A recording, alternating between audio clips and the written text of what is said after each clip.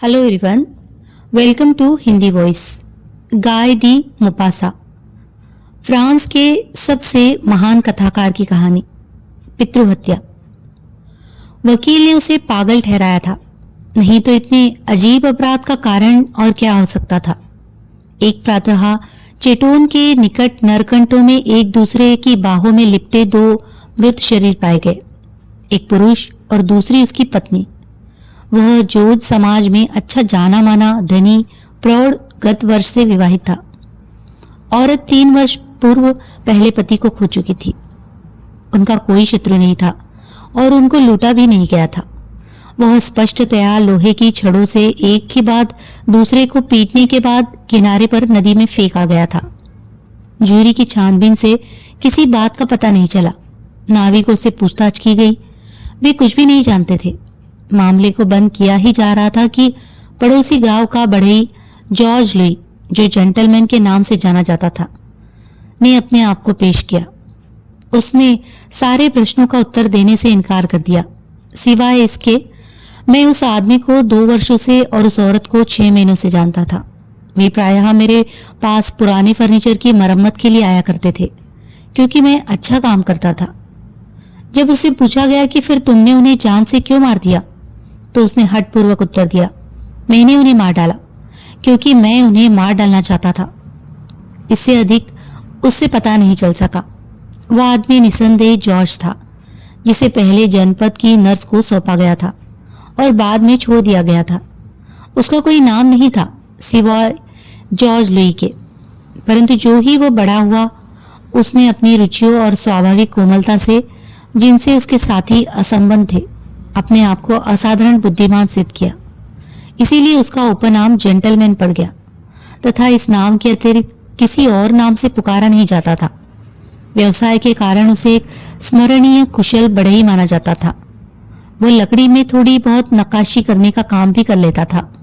ये भी कहा जाता था कि अपनी स्थिति की बाबत उसके अपने विचार थे। वह साम्यवादी सिद्धांतों का अनुसरण करता था, यहाँ तक कि नाशवाद का भी।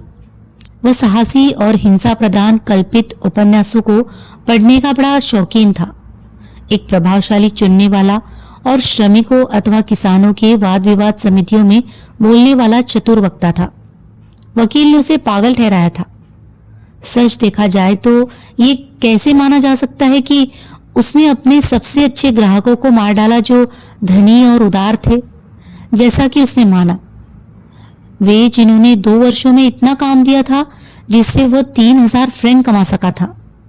उसकी किताबें साक्षी थी। इसकी एक ही व्याख्या थी, पागलपन।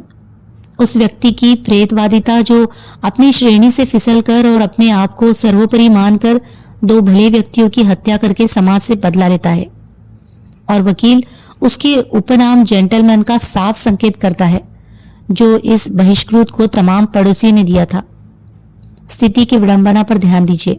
वो चिल्लाया, क्या यह दुखी युवक, जिसका न बाप है न मां, इसके अधिक प्रबल उत्तेजना के योग्य नहीं था? क्या यह एक उत्कट प्रजातंत्रवादी है? नहीं, यह उस राजनीतिक पार्टी से संबंध है जिसके सदस्यों को कभी सरकार गोली मार देना चाहती थी, देश निकाला देना चाहती थी, लेकिन आज खुले हाथों उनका स्वागत करती है। वह पार्टी जिसका पहला उसूल आगजनी है और हत्या पूरी तरह से सादी योग्यता। इन शोचनीय सिद्धांतों ने, जिनका वाद विवाद समितियों में स्वागत किया जाता है, इस युवक को बर्बाद कर दिया। एम केबेटा और एम ग्रेवी के खून की मांग करने वाले प्रजातंत्र पार्टी के पुरुषों और औरतों को भी इसने सुना है और इसका रोगग्रस्त मस्तिष्क वशीभूत हो गया है। खून का प्यासा है, कुलीन लोगों की खून का प्यासा। यह आदमी नहीं बल्कि कम्यून है, श्रीमान, जिसे दंड करना चाहिए। अनुमोदन की फुसफुसाहट इधर उधर दौड़ने लगी। ये प्रायः महसूस किया जा रहा था कि वकील बहस जीत गया था। सरकारी अभियोजक ने कोई उत्तर नहीं दिया। फिर न्यायाधीश ने अभियुक्त से पारंपरिक प्रश्न किया, अभियुक्त, क्या तुम अपनी सफाई में कुछ और कहना चाहोगे? आदमी खड़ा हो गया। वो कद काठी में नाटा था, सनके से बाल, स्थिर चमकीली भूरी आंखें। इस दुर्बल युवक के गले से एक प्रबल, उदार और सुरीली आवाज निकली और अपने पहले ही शब्दों से लोगों का विचार बदल दिया जो उन्होंने इसके प्रति बनाया था। वह ऊंचे अलंकारिक ढंग से बोला, लेकिन इतना स्पष्ट कि उसका धीमे से धीमा शब्द भी बड़े न्यायालय के दूसरे छोर तक सुनाई देता था। न्यायाधीश महोदय, चूंकि मैं पागलखाने जाना नहीं चाहता और यहाँ तक कि फांसी को प्राथमिकता देता हूँ, इसीलिए मैं आपको सब कुछ बता दूंगा। मैंने उस पुरुष और औरत की इसलिए हत्या की क्योंकि वह मेरे माता पिता थे।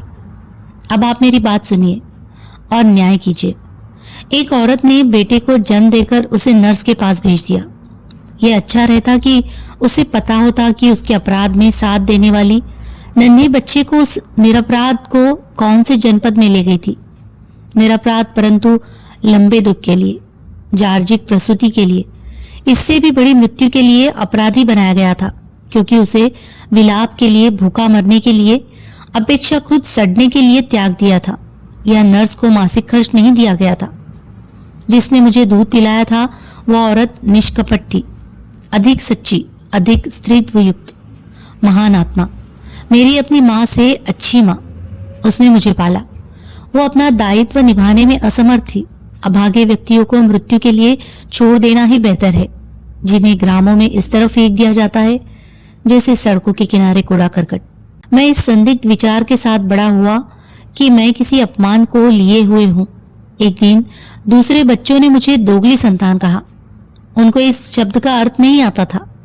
उनमें से एक ने अपने घर पर सुना था। नहीं मुझे इसका अर्थ पता था, परंतु मैंने भाप लिया। मैं निष्कपटता से कह सकता हूं कि स्कूल में अत्यंत बुद्धिमान बच्चों में से मैं भी एक था। मुझे एक सच्चा व्यक्ति होना चाहिए था। श्रीमान, शायद एक स्मरणीय व्यक्ति, यदि मेरे माता पिता ने मुझे छोड़ने का अपराध न किया होता, और यह अपराध मेरे ही विरुद्ध किया गया। मैं पीड़ित व्यक्ति था और वे पापी। मैं रक्षा विहीन और वे दयाहीन।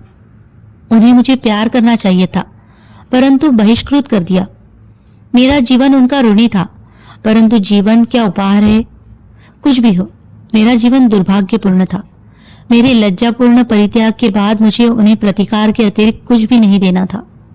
उन्होंने मेरे विरुद्ध अत्यंत अमानवीय, अत्यंत लज्जाकार, अत्यंत राक्षसी अपराध किया था, जो किसी मनुष्य के साथ किया जा सकता है। एक अपमानित व्यक्ति चोट करता है। लूटा जाने वाला व्यक्ति अपनी शक्ति से लूटा गया माल वापस ले लेता है। एक धोखा खाया हुआ व्यक्ति, एक ठगा हुआ व्यक्ति, एक संतप्त व्यक्ति हत्या करता है। मुंह पर तमाचा खाया हुआ व्यक्ति हत्या करता है। एक अपमानित व्यक्ति हत्या करता है। मुझे क्रूरता पूर्वक लूटा गया, धोखा दिया गया, संतप्त किया गया, मुंह पर तमाचा मारा गया। उन आदमियों से अधिक अपमानित किया गया जिनके गुस्से को आप क्षमा कर देते हैं। मैंने स्वयं बदला लिया है। मैंने हत्या की है। ये मेरा नैसर्गिक अधिकार था।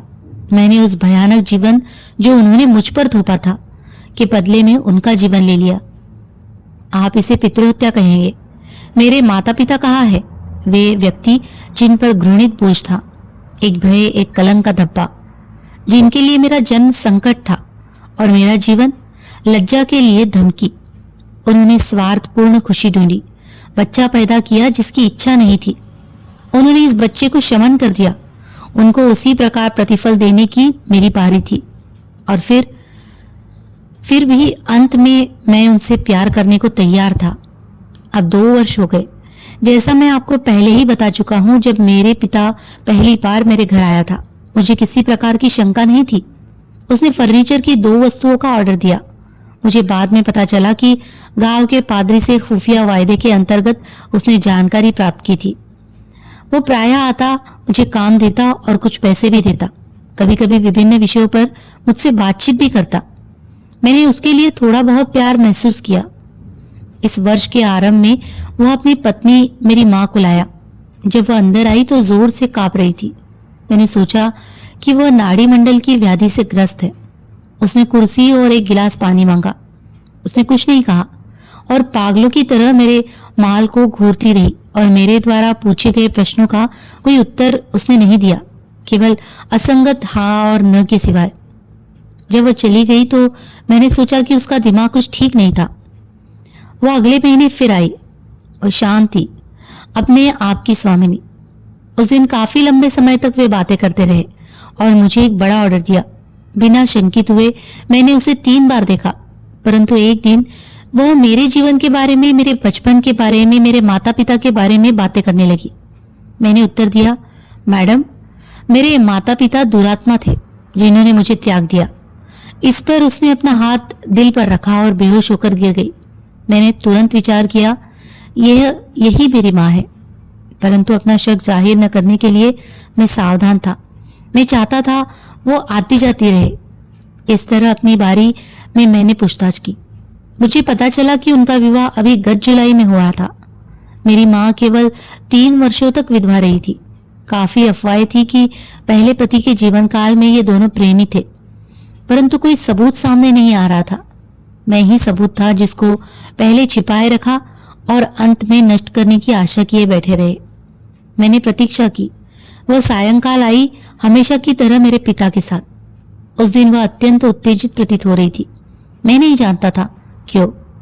फिर जब वह जा रही थी, उसने मुझसे कहा, तुम्हें मेरी शुभकामनाएं, क्योंकि मेरा विश्वास है कि तुम निष्कपट लड़के हो और अच्छे कारीगर। इसमें शक नहीं कि तुम एक दिन विवाह के लिए सोचोगे। मैं तुम्हारे लिए संभव बनाने के लिए आई हूं कि तुम स्वतंत्रता से अपनी पसंद की लड़की चुन लो। मैंने पहली बार अपने दिल की इच्छाओं के विरुद्ध विवाह किया था, इसीलिए जानती हूं कि इससे कितना कष्ट होता है। अब मैं अमीर हूं, बिना बच्चे के, स्वतंत्र, अपनी संपत्ति के मालिक। यह है तुम्हारे विवाह का अंश। उसने एक बड़ा लिफाफा मुझे थमा दिया। मैंने आंखें जमाते हुए उसको घूरा, फिर पूछा, क्या तुम मेरी माँ हो? वो 3 कदम पीछे हट गई और अपनी आंखों को हाथों से ढांप लिया ताकि वो मुझे और न देख सके। उस आदमी, मेरे पिता ने उसे अपनी बाहों का सहारा दिया और मुझ पर चिल्लाया, तुम पागल हो? नहीं, बिल्कुल नहीं, मैंने उत्तर दिया। मैं भली भांति जानता हूं कि आप लोग मेरे माता पिता हैं। मुझे आसानी से धोखा नहीं दिया जा सकता। इसको मान ले और मैं आपका भेद बनाए रखूंगा। किसी प्रकार की ईर्ष्या नहीं करूंगा। मैं आज जो कुछ हूं वही रहूंगा। बढ़ई। वो अभी भी अपनी पत्नी को सहारा देते हुए दरवाजे की तरफ मुड़ा। उसने सिसकियां भरनी शुरू कर दी थी। मैंने दौड़कर दरवाजे में ताला लगा दिया और चाबी अपनी जेब में रख ली तथा कहना जारी रखा, मेरी तरफ देखो और फिर इनकार करो कि वह मेरी मां नहीं है। इस पर उसने आत्मनियंत्रण खो दिया और अधिक पीला पड़ गया, इस विचार से भयभीत होकर कि जिस कलंक को अब तक छिपाए रखा वो अब एकाएक सामने आ जाएगा। उनकी स्थिति, उनकी ख्याति, उनका मान एक ही झटके में समाप्त हो जाएंगे। तुम नीच हो, वो चिल्लाया। तुम हमसे पैसा हथियाना चाहते हो। लोग फिर भी कहते हैं कि साधारण आदमियों से अच्छा व्यवहार करो, आपत्ति काल में उनकी सहायता करो। मूर्ख आदमी। मेरी मां व्याकुलता से बार बार दोहराती रही, आओ चले, आओ चले। तब क्योंकि दरवाजे पर ताला लगा था, वो चिल्लाया, यदि तुम तुरंत दरवाजा नहीं खोलते तो मैं तुम्हें भयादोहन और आक्रमण के अभियोग में कैद करवा दूंगा। मैंने आत्मनियंत्रण बनाए रखा और दरवाजा खोल दिया, फिर उनको अंधेरे में अदृश्य होते देखा। उस समय मैंने अचानक महसूस किया कि मैं अभी अभी अनाथ हो गया था, त्याग दिया गया था और गंदे नाले में फेंक दिया गया था। गुस्से, घृणा और निराशा से भरी भयानक उदासी ने मुझे घेर लिया था। मैं अपने सारे शरीर में भावनाओं का सूजा हुआ जमघट, न्याय की उभरती लहर, सच्चाई, मान, तिरस्कृत प्यार को अनुभव किया।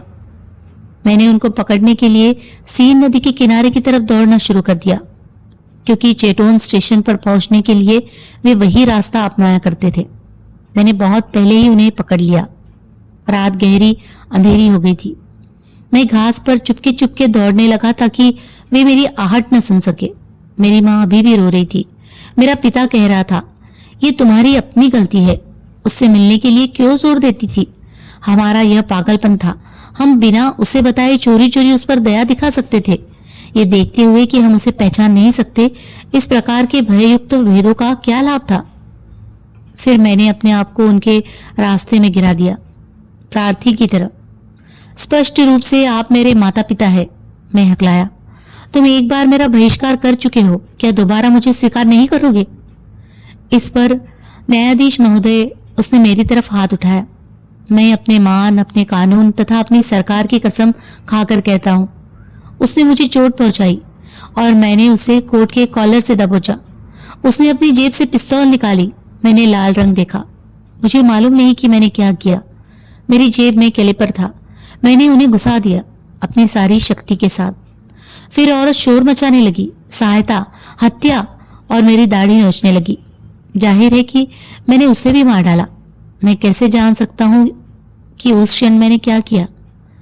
जब मैंने दोनों को भूमि पर लेटे देखा, मैंने बिना सोचे उनको सीन नदी में फेंक दिया। बस इतना ही। अब मेरा न्याय कीजिए। युक्त पुनः बैठ गया। इस रहस्योद्घाटन के पश्चात अभियोग को अगले सत्र तक मुलतवी कर दिया गया। ये जल्दी ही दोबारा सामने आएगा। यदि आप और मैं जूरी होते तो इस पितृहत्या के मामले में क्या करते।